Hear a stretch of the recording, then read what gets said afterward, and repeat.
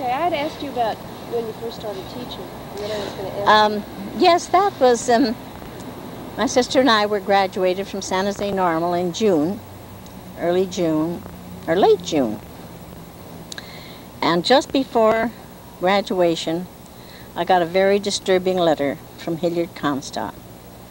And with it he sent me this little platinum band, which at that time was 3 times as big as it is, with a design on it. Now it's a wire, with a diamond ring.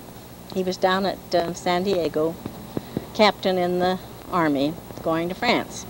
And we'd talked the matter all over. We wouldn't get married till he got back.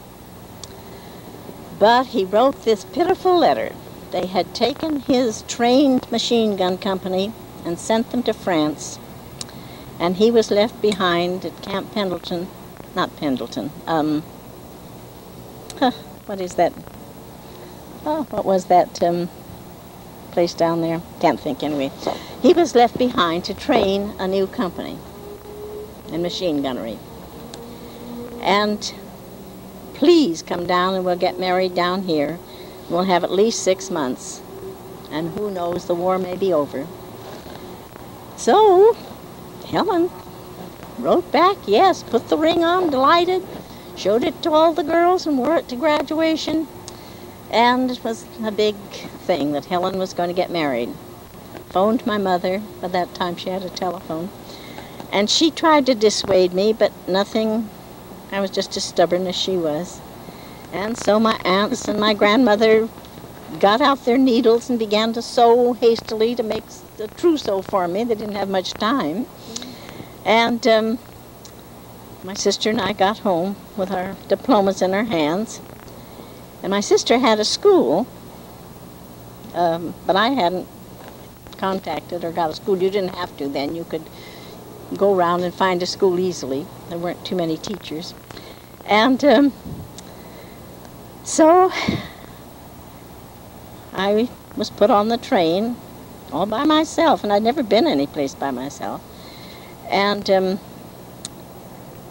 no, my brother-in-law took me. That's right. He took me down to San Francisco and put me on the train in Oakland. And I'm getting ahead of my story. I'm getting old and forgetful. That's not true. That's when I met my husband coming home.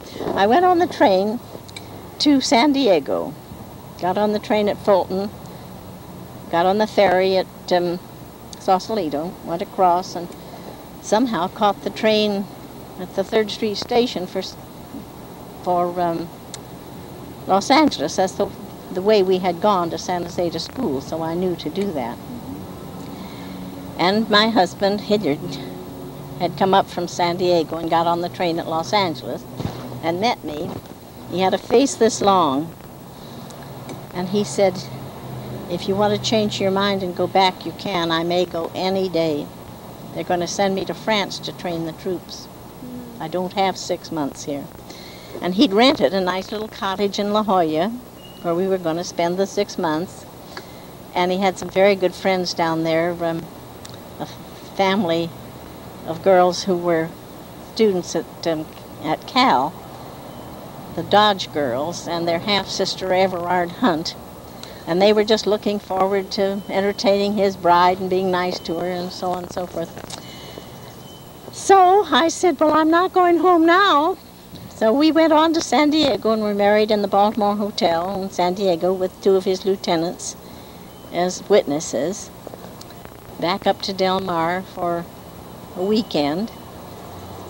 And he'd given up the cottage, of course. And so we went back to the old Cabrillo Hotel in La Jolla, and he had to get up at 5 or 6 o'clock every morning and drive out to the camp. And the girls were awfully nice to me. They would come and get me, and we'd picnic on the beach, and I didn't spend the days alone, but then I'd go back to the hotel about 4 or 5 o'clock, and he'd come, we'd go out to dinner.